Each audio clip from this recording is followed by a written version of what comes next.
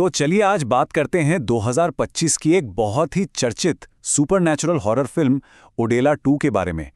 क्या है इस गांव का वो गहरा राज, और आखिर कौन है वो शक्ति जो इसे बचाने आएगी? आइए इस डरावनी और रहस्यमयी दुनिया के हर पहलू को एक-एक करके समझते हैं।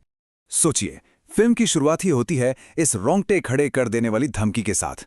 ये सिर्फ शब्द नहीं है, ये तो ओडेला गांव के लिए एक भयानक भविष्य का ऐलान है।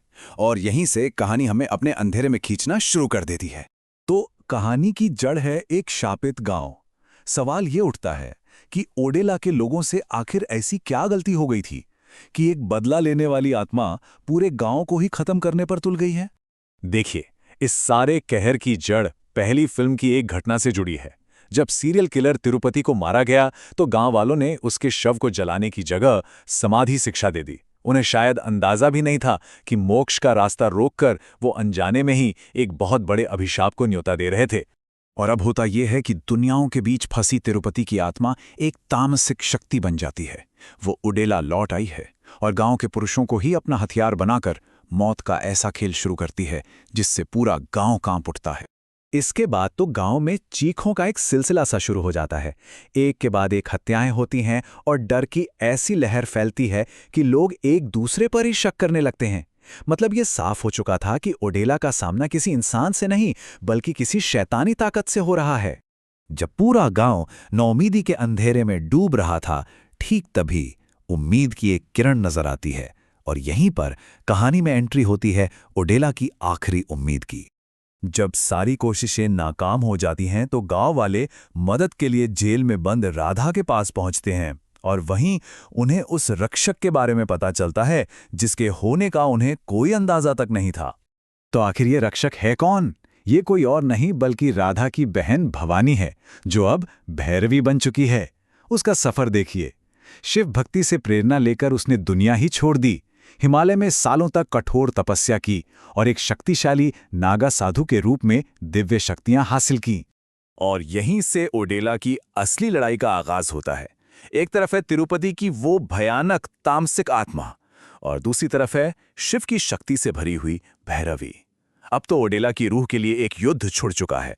भैरवी के गांव में आते ही माहौल एकदम बदल जाता है। वो डरने वालों में से नहीं है, वो तो सीधे उस शैतानी ताकत को चुनौती देती है जिसने ओडेला को अपनी गिरफ्त में ले रखा था।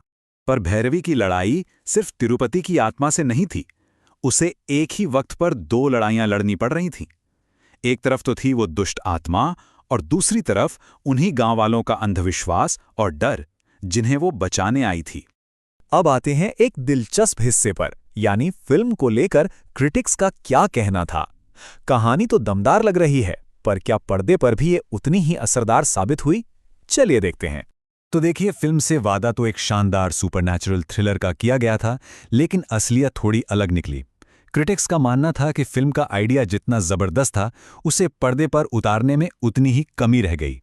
अगर बड़े बड़े पब्लिकेशंस की रेटिंग्स पर नजर डालें तो एक बात साफ हो जाती है, फिल्म को मिलीजुली प्रतिक्रिया मिली। लगभग सभी ने तमन्ना की परफॉर्मेंस की तो तारीफ की, लेकिन कहानी की कमजोरी और बिखरे हुए स्क्रीन प्ले को लेकर काफी आलोचना भी की। तो कुल मिलाके बात यही है, फिल्म के विजुअल्स अच्छे थे, तमन्ना की एक्टिंग भी शानदार थी, लेकिन ये सब मिलकर भी फिल्म की कमजोर कहानी और पुराने हॉरर फॉर्मूलों को नहीं बचा पाए। फिल्म में दम तो था, पर वो बात बन नहीं पाई।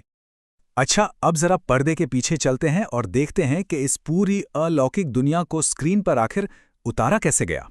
ये फिल्म असल में 2022 में आए ओडेला रेलवे स्टेशन का सीक्वल है, जिसे अशोक तेजा ने डायरेक्ट किया है। और एक बहुत ही दिलचस्प बात यह है कि इसका संगीत कांतारा फेम बी अजनीश लोकनाथ ने दिया है, जिसकी वजह से उम्मीदें काफी बढ़ गई थीं।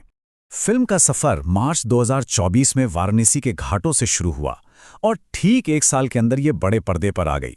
खास बात यह थी कि इसका टीजर महाकुंभ मेले में लॉन्च किया गया था, जो फिल्म की आध्यात्मिक थीम के साथ एकदम सही बैठता है। फिल्म के क्लाइमैक्स को भव्य बनाने के लिए कोई कसर नहीं छोड़ी गई थी। जरा सोचिए, मंदिर के उस आखिरी सीन को शूट करने के लिए 800 से ज्यादा जूनियर आर्टिस्ट्स का इस्तेमाल किया गया था। ये बताता है कि प्रोडक्शन का स्केल कितना बड़ा था। फिल्म का अंत एक बहुत बड़े सवाल पर होता है, जो इशारा करता है कि शायद कहानी अभी खत्म नहीं हुई है, और ये दर्शकों को सोचने पर मजबूर कर देता है कि क्या हमें इस कहानी का एक और चैप्टर देखने को मिलेगा।